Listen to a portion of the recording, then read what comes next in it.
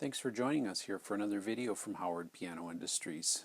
Today we're going to be talking about something that piano technicians or somebody that works with pianos can do to make some extra money. It's called piano flipping. You've probably heard of house flipping or car flipping. Excuse me.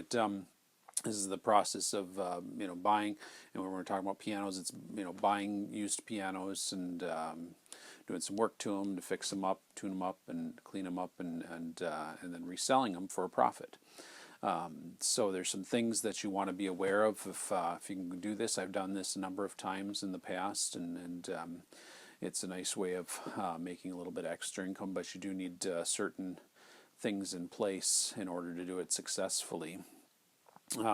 What you can do is, one thing you can do is, the nice thing about it is you can do it during your slow times. You can look for the pianos and buy them and have some time to work on them when the tuning work is slow, and some of the other work that you do as a piano technician is a little bit slower. So it's nice that it's flexible and that you can do it during the times that you are down on your other work.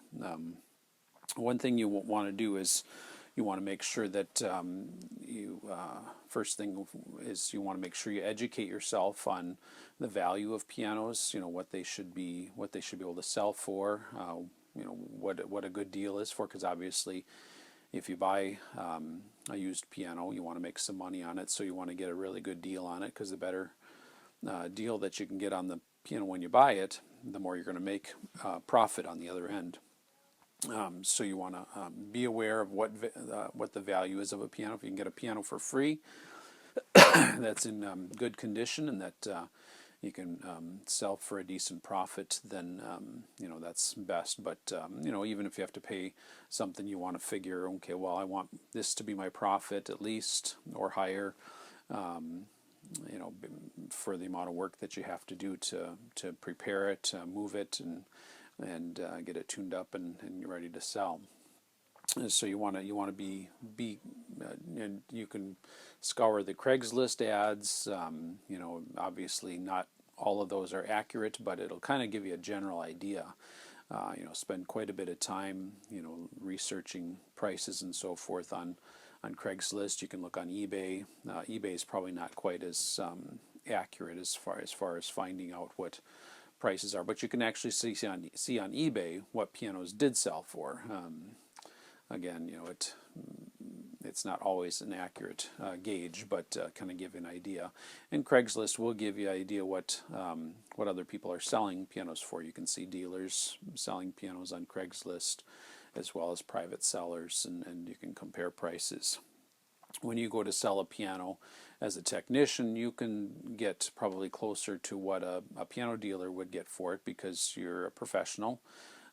You've made sure that you've gone through it, cleaned it, prepared it, made sure everything works well on it, tuned it, and obviously you want to get to where you can also deliver it, which is a big plus for most people looking for a piano.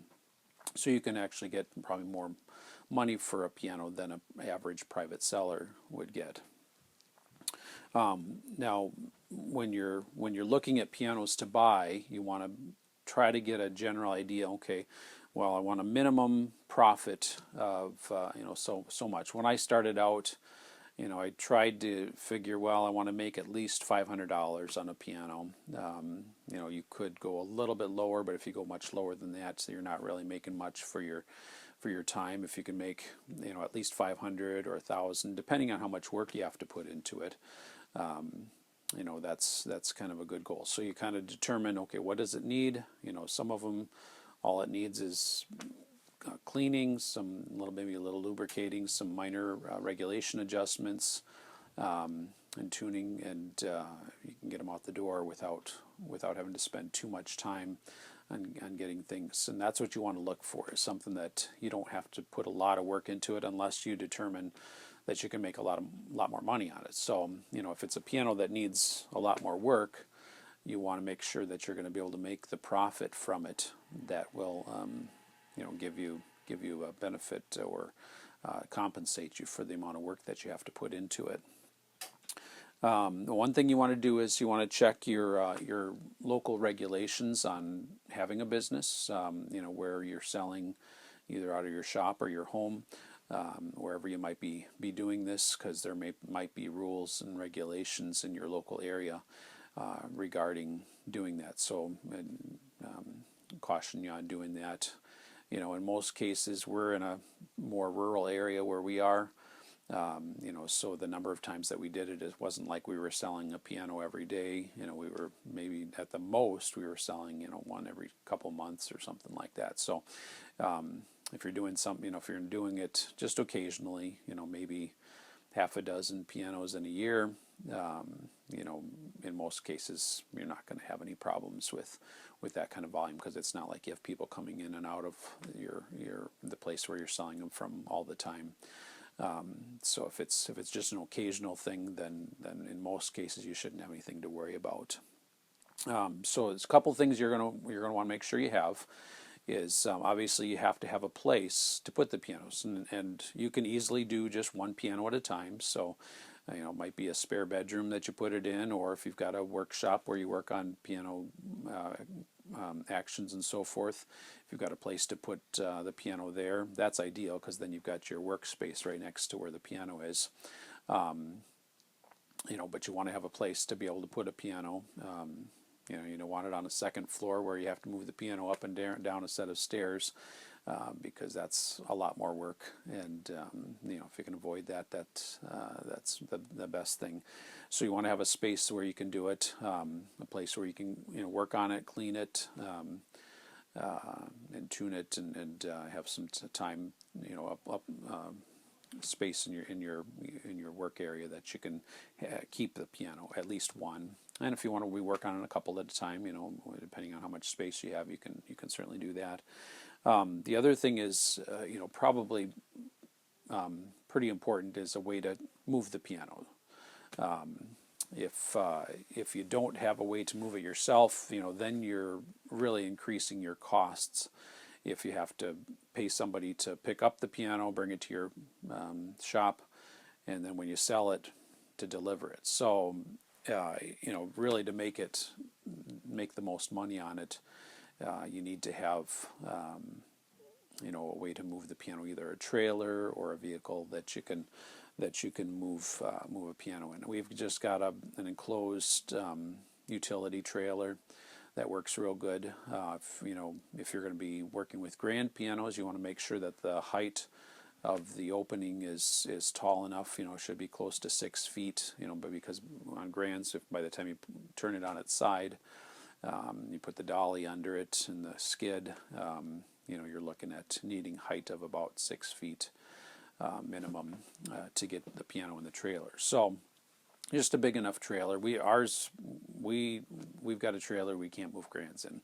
So we've just got a regular 5x8 utility trailer. I've got a ramp, but we don't generally use the ramp. If you can get a trailer that's low to the ground, that way you don't have to lift the piano very far up onto the back of the trailer, which makes it nice. And so obviously you'll need some moving equipment, either a 4-wheel dolly or the end dollies that that you can get. I think it's called roll or carry dollies. That's what we use, and it works really good. It's got handles, and it's just, we'll maybe make a video showing using that soon here. So you obviously need some moving equipment and a way to transport the piano. Obviously you want a piano cover, for some kind of cover to cover the piano, either blankets, or we've actually got a special made cover to go over the upright pianos for when we're moving them, that protects the finish. So that's real important. Now, we've always used Craigslist, both for buying and selling the pianos. Sometimes we'll hear of a piano for, somebody will say, hey, we're selling this piano, or just want to get rid of this piano, and if it's something we feel like we could make money off of, we jump on that. But oftentimes, we'll just look through the Craigslist listings, at least in the past when we've done this. And if you keep your eye open, you can get good deals.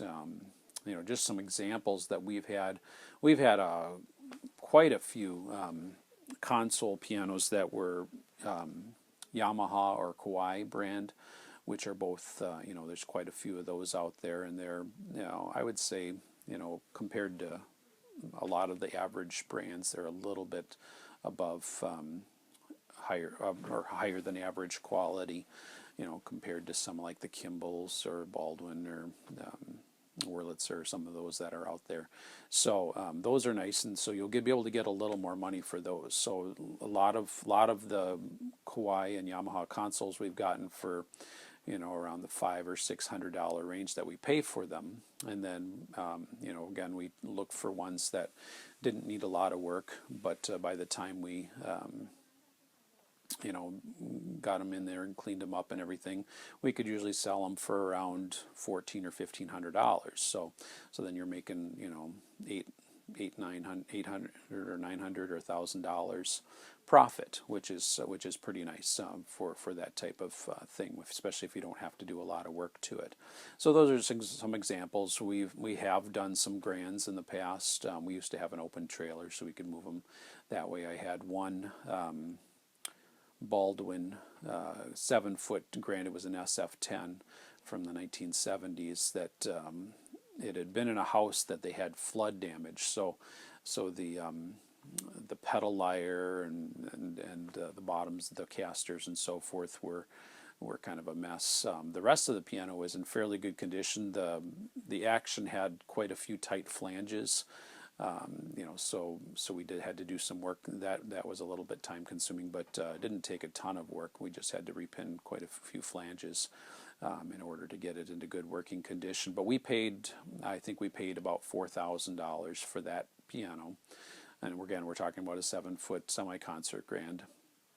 And by the time, and we did have it refinished. Now refinishing, again, you want to make sure, because that's a pretty either time-consuming or costly thing to have done.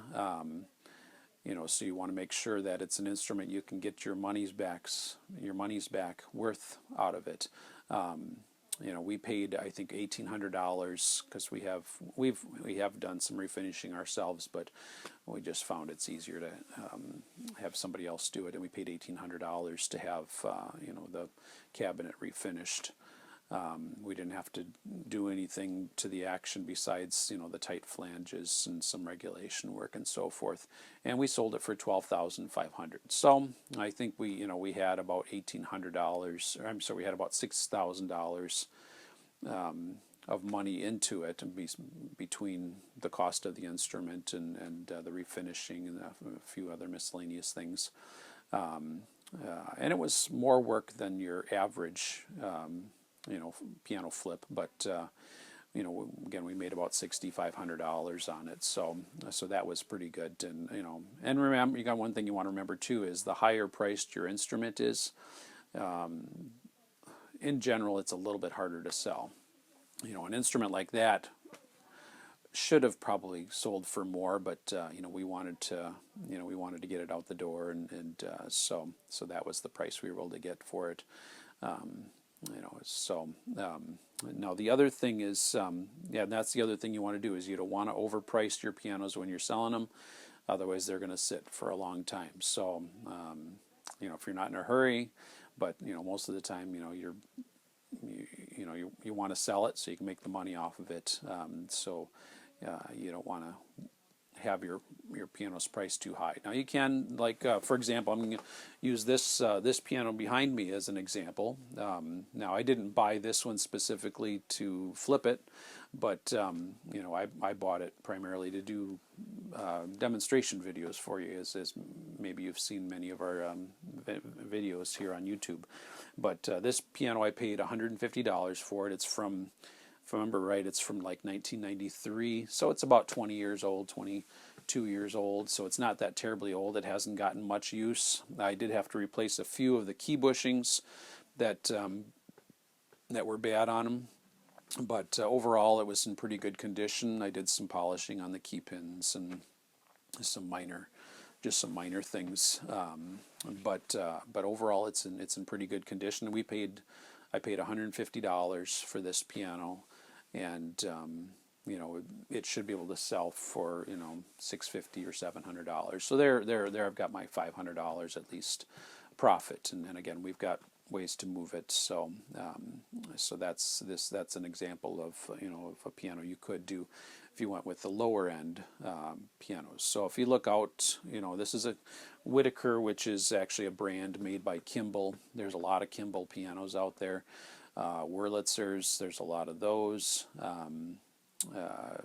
Story and Clark, some of those. So you do want to be careful you don't get something too old, because then you're not going to be able to get the sales price that you want to make the profit that you need on the piano. So watch for something that's not too old, doesn't need too much work, but something that you can get out the door quickly and make a profit on it.